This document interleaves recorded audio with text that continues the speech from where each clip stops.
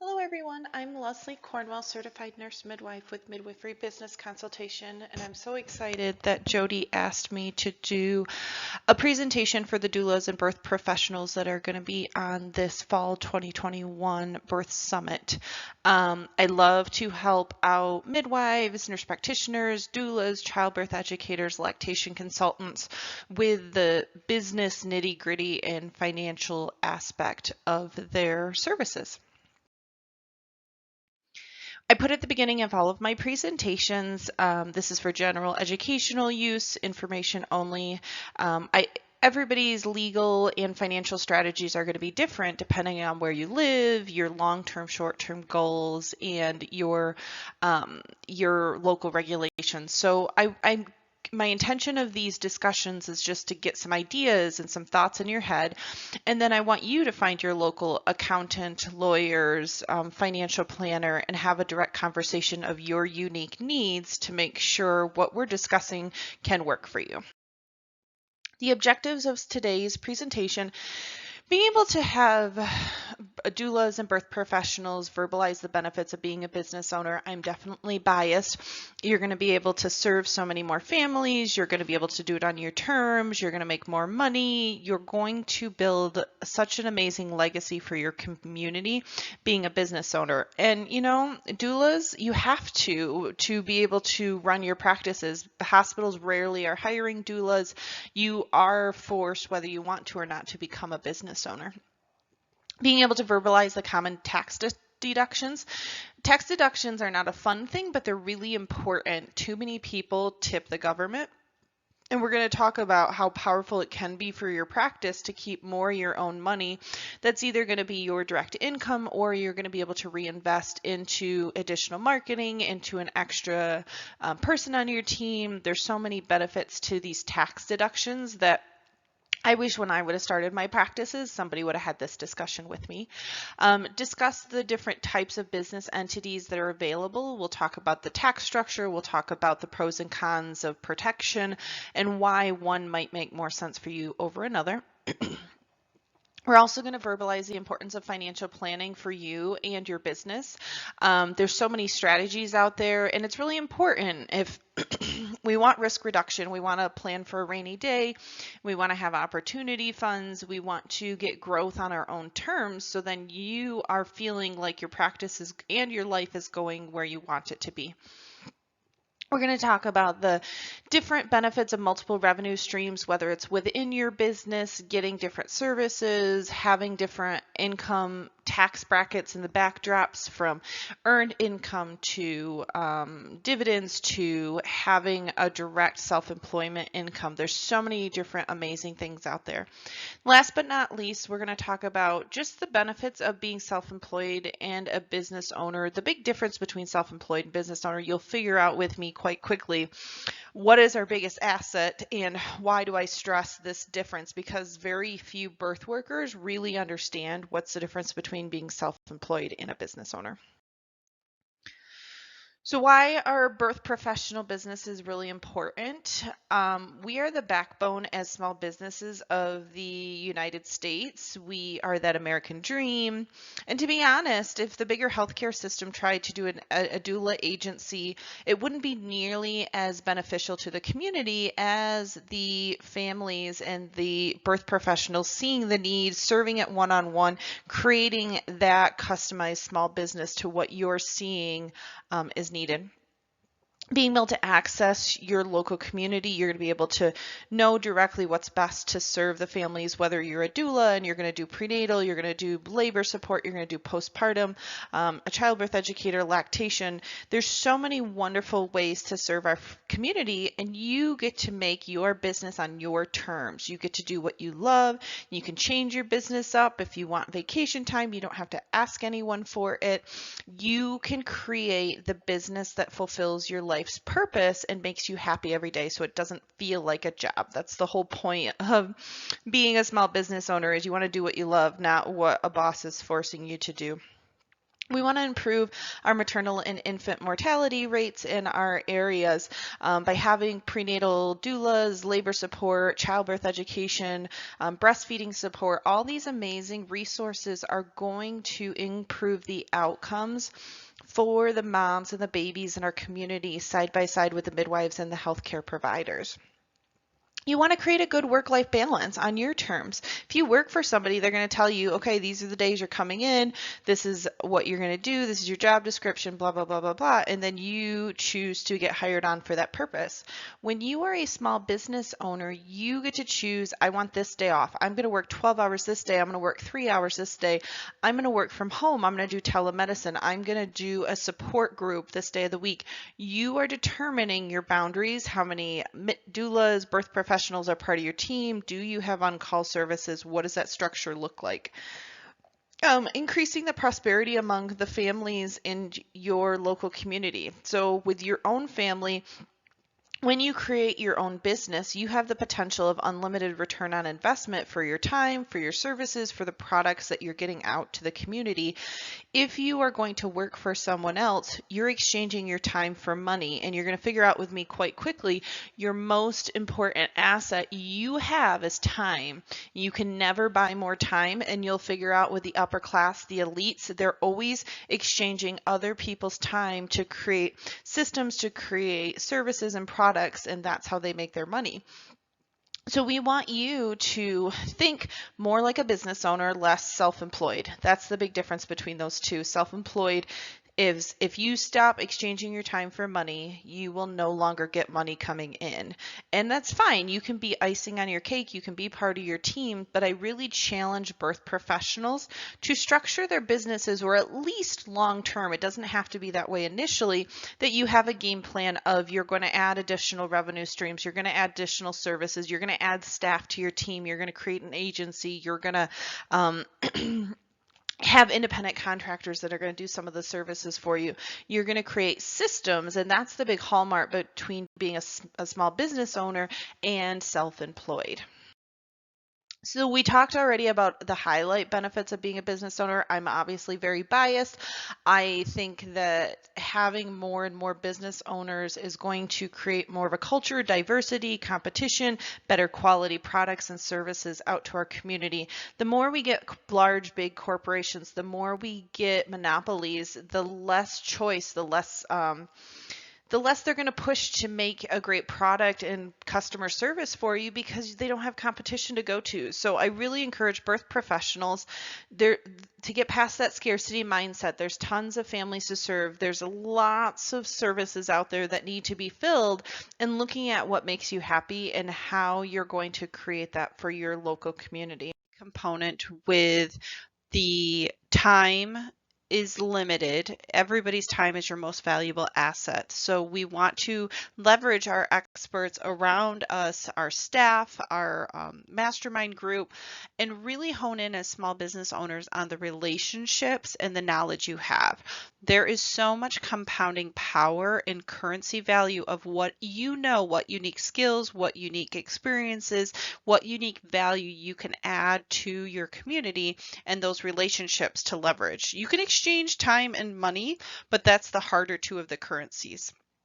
The other parts to talk about have to do with the wealth creation as far as ownership. There's very classic themes with business owners, especially small business owners. If you want to be financially free, you want to be a millionaire, you want to live life on your own terms with no financial constraints, you're really going to have to see these classic themes. Business ownership, real estate investing. Business ownership, real estate investing. Real estate investors, it doesn't have to be a massive portfolio. It's the baby steps. It's the transitioning your mindset. It could be a small business and you own a community center. You own a building that you rent out all the space, and you have your doula consulting location. You do some childbirth education.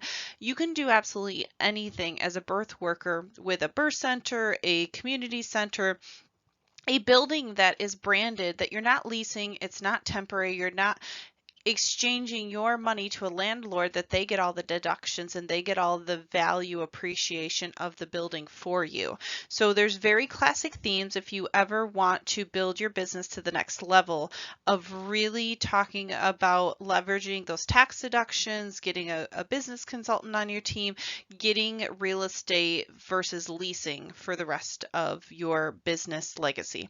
I love legacy creation for the birth community and families. I talk a lot with my consulting services about getting your kids involved in the business, all the wonderful tax benefits of being a business owner. You can pay each of your kids working actively in your business. Farmers have done this for a long, long time, up to $12,000 where they do not have to process a tax form. And this is as of year 2021. So definitely talk to your tax accountant.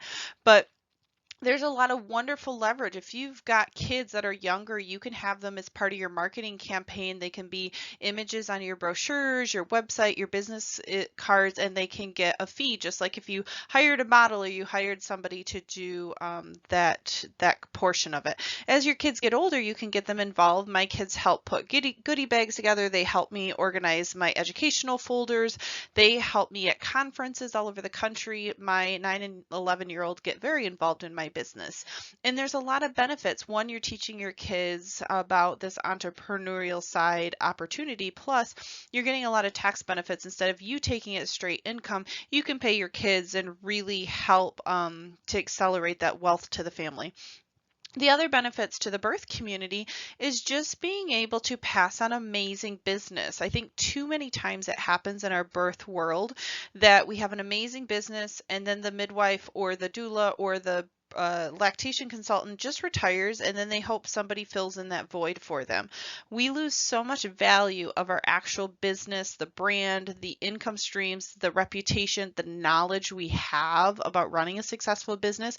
That can be sold and it can pass on to the next generation of doulas, birth centers, birth workers that are going to take over that I think we don't do enough of a service to the value of legacy for birth practices as a business model and for our family to educate them. So let's move on to the tax deductions. I'm really excited about this part because this is one of those powerful things when I do consulting work. We're a lot of times not looking at if they're having trouble with revenue streams. We're not so much looking at adding more services and products and income streams first. We're typically looking at the efficiency of the practice and the tax deductions. So what are the different tax deductions? Tax deductions on a basic level are things you can write off from your taxable income. They are things, at this point, we're going to be talking about the business tax deductions. There's standard deductions, there's things we all get access to, but as business owners, especially with real estate, you can have access to so many deductions that a traditional W-2 employee just can't access. So a lot of times people say, well, I'm not going to worry about the deductions till I make money. And I challenge them, no matter how big or small your business is, you can start saving money today, especially with startup businesses. There's so many things to write off as you're growing your business, even if you haven't made your first dollar yet, keeping track of the receipts, keeping track of all the things you're buying and the places you're traveling, the expenses you have to get your business going. They're all things you can write off your taxable income. And you want to make sure that you're getting every legal earned income you have credit for. Too many midwives and birth professionals I speak with just say, well, I'm not going to learn about that. It's too complicated. And I'm like, you are tipping the government on average $5,000, $10,000 every year. Like, do you really realize how much these things add up to if you dig into them? And you don't have to know every single one yourself. This is part of leveraging the experts on your team. Get an amazing bookkeeper, get an amazing accountant. I promise you, what you're paying them, they should be getting back to you way more than you're paying them. That's the whole point. You want a return on investment. If you're going to invest in somebody on your team, you expect to be getting more out of it. So there's a lot of great ones out there for writing off your home office, your car use, the trainings, the travel, the building depreciation. There's just so many wonderful deductions out there. And one of the simplest ways when I talk to consultants is you just want to have good records. You have to keep them on, I believe it's 7 years, you have to keep your receipts. But if you, just like we know as healthcare providers, if you didn't document it, it doesn't count. So you don't want to get audited. You want to have good record keeping systems. There's a lot of great apps out there for receipts that you could just take a picture and put it in your Google Drive, your cloud, and it just syncs to your accountant, to your whatever you're using for your tracking system. There's a lot of great QuickBooks out there in different systems. So you want to have good record keeping. You want to keep up with it on a regular basis. You don't want to put it in a shoebox and then have to dig it out when it's time to file your taxes. It's just as much about being proactive as reactive. You don't want to just take care of things. If you start seeing, oh my goodness, it's December and I have been really doing well, I have a lot of extra income in my business, maybe I want to reinvest in that marketing campaign for the next year in December versus January, because now I can have the tax expenses off of this year's tax filing. So you really want to spend some time. I would encourage you in the beginning, meet with your bookkeeper monthly by monthly until you get a good system and flow and trend, and then meet with your accountant more than just filing your taxes. You want to have a strategic plan with your tax person, not just for your business, but your personal planning. This is how we accelerate wealth, is we use these strategies that are out there, not just file our taxes and hope we don't get audited. So these are a list of common tax deductions that birth workers have access to. Business meals, you can do up to 50% in certain situations. It depends on if it's a staff meeting versus you're taking somebody out to dinner. So definitely talk to an accountant about the business meal component. But most of them are pretty much 100% of the expense you can write off of your business. So advertising, if you have health insurance, you have liability and coverage, all those premium costs are written off. If there's income and expense out of your bank accounts, you have a fee, you have to have an annual charge to be able to have access to it. There's so many things that we just take for granted, and that's why it's important to have a separate checking savings account for your business than your personal. You want to try to get in the habit of separating them, showing what's for the business, and it'll make it easier if you get audited. It'll make it easier if there's liability risk, because you don't want vicarious liability from the two income streams being muddied together. If you hire contracted labor, you hire birth assistants, you hire another doula on your team, if they get a 1099, especially legally, you want to know your rules. If you pay them more than $600 every year, you legally have to give them a special form to give credit, because the IRS wants to know where income is going from your business. Depreciation more has to do with large equipment and buildings. Education, we are doing trainings all the time, certifications, renewing of our continuing education credits, conferences. If you go to any networking events, those are all tax write-offs, and please keep the receipts and keep credit. Home office is a pretty cool one, depending on the size of your house and how big of an office and what you're using. Are you using your home just a specific room? Are you using the whole building? Are you using one level of your home? Those are all things to work closely with an accountant, because it's a percentage of your home loan, taxes, insurance, utilities would go towards your home office. Any interest, any professional fees, you have to move to do the business, you're renting a space, you have to pay a salary for your employees, you have utilities, you have the internet, you have your cell phone, you're traveling anywhere. Paying your kids is one of my favorite ones. I talked about that a little bit earlier. Home office supplies. So it's really about thinking, okay, you're getting towards the end of the year, it's getting close to filing time. How are we doing on our income? How do we have a lot more income than we anticipated? That's a good problem to have, but maybe I can purchase something in December versus January that I don't have to pay taxes to the government, and I can keep it and reinvest back in my business. So there's different types of business entities. We're going to go over the 4 more common ones. Every state has different ones and subset categories of them. And that's definitely just talking to your local consultant and figuring out what makes most sense. They have different tax levels, different legal protections, different filing methods. So you definitely have to understand for your local area. So why is understanding business entities important? You want to be able to take advantage of what makes the most sense for you.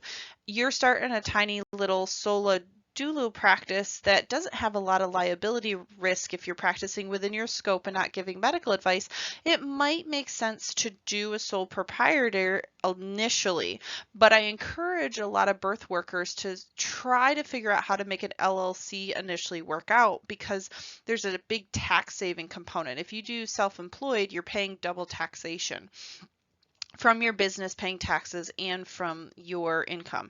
Versus if you choose a limited liability company, many states it's pretty easy filing costs. There's pretty minimal rules of meeting minutes, articles of corporation, filing fees, and then it's usually part of your own tax forms. So with an accountant, it's usually not that much more expensive to file. So an LLC is what most birth workers utilize for their startup practices. The tax benefits, the liability protection, the entity, it has a lot of perks to it. And we'll go into details, the other levels, and why it makes sense for you to transition from a limited liability company, corporation, to a S corporation, a C corporation, these other bigger entities that are out there that have different tax implications. So a business entity is literally how are you going to represent yourself to the community. Sole proprietorship means you're representing the community as yourself using a doing business as name. So you're filing under your social security. There's no tax ID number involved. It's simple. There's nothing you have to file. The challenge is that if you have anything that's got liability risk of a business, you have no protection of your personal assets. Plus, it's not the most tax-friendly option. It's easy to do for paperwork, but you're going to pay a lot more long-term for all these unnecessary taxes. I challenge most startup birth worker companies to look into a limited liability company in their area. There's situations where we can upgrade to more of the higher level corporations, the C Corp, S Corp. So we talked already, sole proprietorship. I just want to reinforce to you, it's your personal income. It's your no separation from the business. You are the business. Some people it makes sense if you have something that's low risk, you have a simple lactation services, you have a simple consulting company, you're doing simple independent contracting for somebody else. It may make the most sense. But a lot of people, I stress, especially that are on this conference, you want to grow big. You want to do lots of amazing things with your business and serving the community. There's different types of limited liability companies. There's single member liability companies. There's partnerships. It just depends on how many. Do you want to be the only boss and hire people? Do you want to have a team of business owners to help with decisions and delegating things? There's even situations to get a silent partner for a partnership where you do the day-to-day operation and they're more used for the funding startup. So I always challenge people, when you have a business idea and you're putting together a business plan, there's many ways to get funding to start your practice. It's not just the cash in your bank account or working really hard to save up your own money.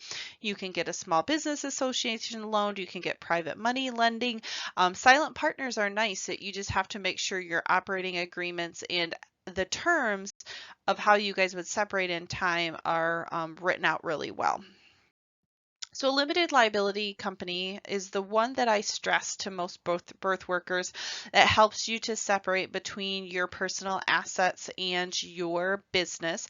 I always stress with birth workers, if you're exchanging your care and someone sues the business and you for care that was performed, your personal assets are still at risk. If you are the business owner and they didn't like something one of your employees did, they could sue the company for the education, the employee itself. But it's one of those things of when you're smaller and you're a birth worker and you're giving care directly and advice, just be aware that having a separate business doesn't always protect you from your personal assets in the business.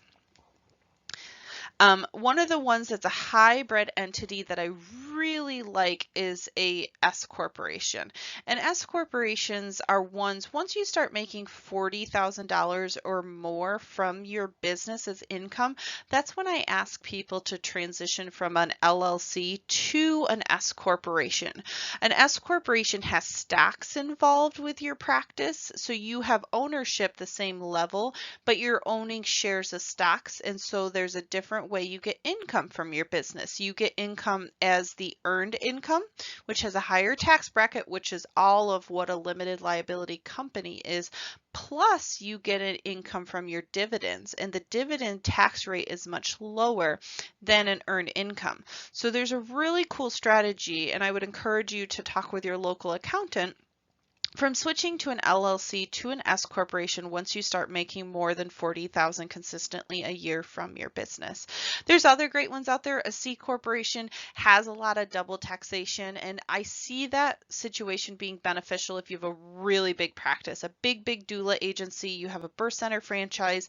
A C corporation might make more sense in that situation, but I would say 98% of the birth workers I work with, they start out as an LLC and then they switch to an S corporation once their income level gets to the high enough level to make sense. So we talked about that strategy already with the birth workers and that categories. There's a great video. One of my favorite accountants, lawyers is Mark Kohler. I listen to all of his videos. I followed his podcast. I use their company's services for legal and accounting.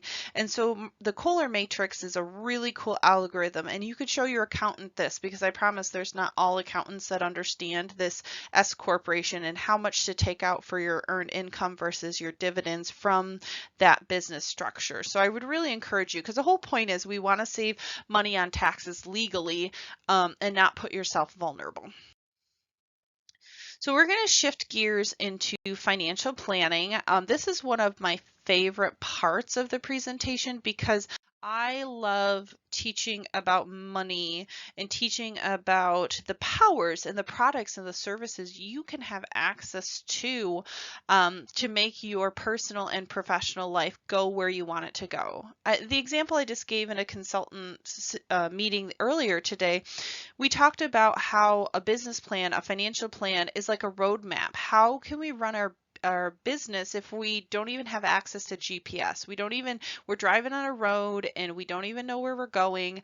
How do you know you're going to accomplish? How are you going to get to that end game if there's no financial plan, there's no business plan in place? So with financial planning, there's 3 core concepts to address with your personal and your business side of things. You want to look at the risk. You want to reduce that risk. So that's a lot of the insurances. There's life insurance, there's retirement planning, there's disability insurance. There's a lot of, we want to protect everything we work so hard for. It's the stuff people don't want to talk about. They don't want to talk about death. They don't want to talk about getting hurt. They don't want to talk about what happens if this, but they're really important. We talk about risk reduction on a business side with operating agreements and business partners. Like, do you realize if you love your doula partner and she all of a sudden gets in a car accident and passes away, her husband or partner, whoever is her heir with the legal relationships, is going to be your new business partner. And so you want to have things written in your operating agreement to talk about those risk reduction methods. If a business partner passes away, we are going to have life insurance out on each other so I can buy out my new partner. I don't really want to be a doula agency that's now 50% owned by my partner's husband that I didn't like. Like, you want to talk about these risk reduction methods now, get them in writing, look at them once a year, maintenance. You're going to have such a peace of mind and you're going to have a strong foundation to grow from. Wealth accumulation is the fun one. That's the one everybody loves to talk about. We want to make the money. We want to grow to a certain level, retire at a certain time, And that's the fun one that most people think of with financial planning. But it's probably out of these three things the least important, because you can accumulate wealth all day long, but if you all of a sudden have something bad happen in your life, someone passed away, you can't work anymore, it just crumbles all these other parts of your planning process. Asset distribution, I think, is one that people don't really think about as enough. We think so far, I'm going to retire, but we never talk. There's few planners I've talked to that really go into, okay, you're retired now. How are you going to distribute the funds to the most tax efficient way? Few people really comprehend that. So when you're accumulating wealth, there's very specific things in a financial plan where there's buckets, there's little tax advantage components that you can put your money that will benefit you short term and long term. So that's why I love working with a financial planner. I love at least just having a conversation with one, picking their brain. They're paid on commission in the backdrops, most of them. It's not like a lawyer and an accountant where you're paying an hourly rate. Having a financial planner on any birth workers team is just a huge, increases your chances of success of where you want to be personally and professionally. The big things that they do, a lot of them will meet with you regularly. They'll talk about some great resources. They know the laws that change every year. It's not realistic for you to keep up with what's the best investment, what are the current laws, what strategies make the most sense. Another thing I see is very classic with financial success and financial planning is diversification. And when I talk about diversification, I'm not just talking about stocks, bonds, and mutual funds, which is a traditional financial planner's things they can offer you because they talk about their products. I talk about diversification within your business, within the sectors. So business income streams, you could be a doula, you could be lactation, you could have midwives, you could hire chiropractors, you could do online courses, you could do classes, you could do you could start a school, you could train other doulas and other lactation. You can do so many things that are income streams within your business and outside of your business. So when I talk about diversification, my definition is retirement planning, which is that typical stocks, bonds, mutual funds. I talk about your business being part of your financial planning. You're eventually going to sell it. It's eventually going to become a passive income stream to your retirement planning, to your long-term strategy. I talk about real estate investing. I talk about commodities.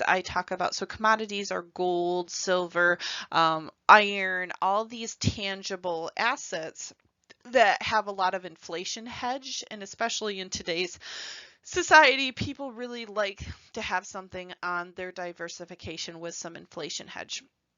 There's a great planner that I send a lot of birth professionals to. Chris Arnone with Northwestern Mutual. I really like Northwestern Mutual as a company and the services they offer and the comprehensive approach to financial planning. Plus, he has had 5 of his kids at home with a midwife. His wife is a doula. He is just a great guy. So if you guys are looking for an awesome birth professional financial planner, Chris is your guy. The benefits of financial planning is it gives you peace of mind. You are going to decrease the anxiety. You're going to feel confident. You've got a plan in place. And yes, plans change, but at least you have something to go with and you can adapt to versus you're just walking around blind and hoping it works out, hoping your direction that you're going is going to get you where you want to be. Risk reduction. We talk so much about when your business and your personal life, you want to have these what ifs thought out in writing, insurances in place, depending on how big your practice wants to go in what direction. You may have business liability insurance. We have malpractice insurance, we have disability, we have life, we have so many insurances that can help give you peace of mind, and they're there for those rare situations that can be catastrophic to your plan. Preparing for emergencies, traditionally in personal and in business, we talk as consultants of having 3 to 6 months of an emergency account available and easy to access if you need additional funds, because you can't predict when you're going to want to grow, an amazing opportunity comes up, you maybe need a little break and you've got to take some surgery. Especially being self-employed, we don't have workman's comp, we don't have short-term and long-term disability standard part of our work benefits. You've got to get it yourself, or you've got to create your own short-term and long-term those emergency accounts to have for those situations.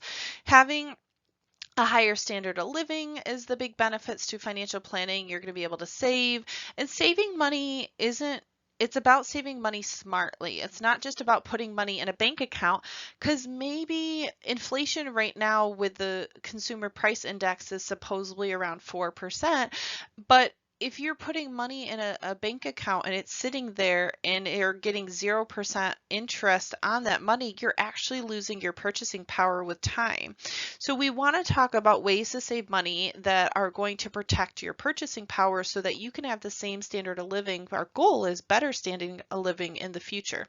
Reducing your taxes, there's great planning strategies of buckets to put your money in that you can sometimes pay the taxes now versus you pay the taxes later, and they all have different benefits to them. So the big thing I'm a huge visionary, I'm a huge big planner thinker. I love the legacy creation for my business and my family. I want to teach my kids, the next generation, how to keep that grassroots of business owner, take care of our community, people helping people. I think society today is getting so much of corporations, and few people are understanding what small business ownership looks like and are working for the big system because they don't feel like they have any other options. I love to have businesses and families being able to pass on the knowledge, the opportunities, what they have created so that the next level of our kids having kids are going to be able to still benefit from these businesses and these plans we put in place. There's different ways you can create a successful financial plan. I'm a big fan of working closely with a financial planner. You write down your goals, definitely being realistic. If you have $500,000 in debt, don't say next week you're going to be a millionaire. You want to be realistic, but you also want to have big goals. You don't want to sit comfortably. You want to have, and they're going to be all so interconnected. That's what's so cool with a financial planner. They're going to help you with the business financial component side. They're going to help you with the personal because they're going to be all so interconnected. We want to reinforce that 3 triads for success: the risk reduction, wealth accumulation, and asset distribution. You want to protect what you're working so hard to grow. You want to be smart where you're growing their money, where you're putting it. And then once you get to that financial freedom, retirement, you want to have a good plan in place of how you're going to distribute those funds so you can save on the taxes and let them last as long as possible. So each financial plan is going to be unique and different, and that's why we always stress meeting with someone, getting to know, get the personality you want, someone that aligns with your values, and they're going to be the expert on your team, and they're going to keep up with things. Typically, you'd meet together once a year. You can adjust things. You got a raise. You got more money coming into your business. You got some inheritance. Like there's always going to be things in life that are going to change your financial plan, and you just adapt to it. So we'll talk next about the benefits of multiple income streams. It's not just about the income streams into your business, it's the income streams into your personal life. The more money you can have coming multiple different directions, especially if it's passive income streams, because the potential is unlimited return on investment. When you start having income streams that are being exchanged for your own time, you just run out of time. If you're self-employed, you are only going to be able to take care of so many families. So I love multiple income streams. It reduces your risk in your life because if you are just being a doula and that's the only money coming in, and then all of a sudden you can't be a doula because you have to take care of your mom, you have to move across the country, you have something happen in your life, you just lost your only income stream. It makes you very, very vulnerable. So I always stress when I do consulting services about how do we make multiple income streams into your business directly and then into your personal life. There's different ways to do that, and that's the cool part of being a business owner. If you work for someone else W-2, you literally are exchanging your time for money. You don't go to work, you don't get paid. If you run your own business, you have the potential of creating unlimited products and resources and services from your team you're putting together. So the thing I found was very interesting when I looked up statistics, the average income stream for a millionaire had 6. they would have the traditional, they'd work a little bit for their own money for a time, and they would have the ownership of the business. So they would have employees that they would make money off of their time and their skills and the business they put together, the different services their businesses offered. So they would have different, like especially birth workers. I love the community center aspect because you can house, you're going to leverage each other's marketing. You're going to have a brand in the community that stands out versus, I mean, the cost of your marketing campaigns would go really, really low with a community center. So you could be one little tiny piece of that puzzle, but now there's all these services that are offered within the community center. Maybe you're renting out the space, maybe you hired those other people, but you could have herbalists, you could have chiropractors, you could have other medical practitioners, you can have so many wonderful people under this umbrella business you are creating. There's investment opportunities and things out there. So 401ks, 503bs, there's the Roth accounts. You can invest in mutual funds. You can invest in traditional stocks. There's so many different, and some give you dividends and some don't. So there's a lot of different income streams, annuities out there. There's so many investment products, and that would be definitely something to talk to a financial planner about. I like adding the real estate investing because you can have a passive income or active. So active would be more of like a fix and flip if you wanted to make a house look nice and work on it and sell it again. Or you can rent things. You can have a building, a commercial building that other people rent from. So having an average of 6 income streams from your business and personal assets you've accumulated definitely helps to increase the chances of financial freedom. So why is it important to have these multiple income streams? I know we've already reiterated it, but you want to diversify, you want to expand. The more and more income you can have coming in that's outside of your own time, that's when you start. We always wonder, like, how did Bill Gates and how did Jeff Bezos, how did these almost trillionaires, they aren't exchanging their time for money. They've created hundreds and hundreds of revenue streams coming into their life. That is what gets you to that level when you can make your return on investment literally unlimited because you're leveraging these wonderful experts around you. You're figuring out what consumers are wanting, you're figuring out what makes you happy, what services you would like to do, and figuring out how do I create a business system that supports all these different services and creates income streams around them.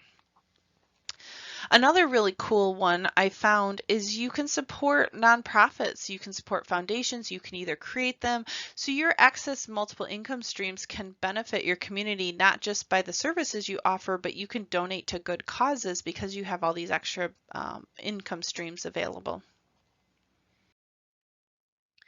Anything is possible with the right resources, attitude, and mindset.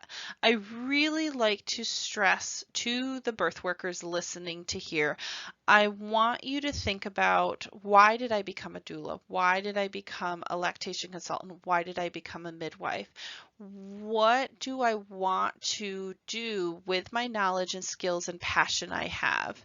And so I'm just going to give you some key things to think about with supporting your community. Always continue learning and leveraging the experts around you. We cannot, as one person, physically be good at everything. There's always going to be somebody around you, and that's that unique skill of being a business owner and knowing, okay, I love this, I am good at this, but man, this person is the best of the best. I want them on my team. I want to learn from them. Abundance mindset will take you places in today's society that's ever-changing environment. Being able to look at things in a positive light, look at opportunities. Are you a person that looks at things glass half full or glass half empty? We really, in today's society that's changing so much, we want to be positive. We want to serve people, be kind. Your business and your personal life will benefit so much from that. Appreciation for every every client and every learning opportunity. Mistakes when we're taught growing up are a bad thing, but as a business owner, you will learn to embrace mistakes and failure and look at them as a positive because they will get you more successful faster. We don't learn from always doing things right. We learn from our mistakes and how do we grow from them. So always being appreciative of, in the moment it's hard when you have an unhappy client and you have money trouble, but it gets you to get more resilient. It gets you to get more creative. It gets you to fight harder for what you want out of life when you have those opportunities. So keep to your life purpose and what makes you happy. I think sometimes we get drawn to these amazing opportunities, and if we just sit back and say, does this align with my goals? Does this opportunity align with where I want to be and make me happy? Because sometimes we go down this rabbit hole thinking, oh my gosh, this is a great, big, exciting journey, but it's really not what makes me happy. And then you're going to be doing it and regretting the whole time. So these are just things that I always stress to at the end of my presentations and just an overall sense. We as birth workers have an amazing opportunity to expand our services in today's healthcare environment. And I truly believe that these business and financial planning tools will help get us to that next level. Here's the services that I offer. My company is called Midwifery Business Consultation. I particularly work with midwives, but I have a lot of amazing birth workers. Running a small business is running a small business. I work with billing companies that support midwives. I work with doulas. I work with lactation. I work with all sorts of healthcare providers that are wanting to serve this small community and take it to the next level. So I would love to hear from you and just reach out to my website, midwiferybusinessconsultation.com.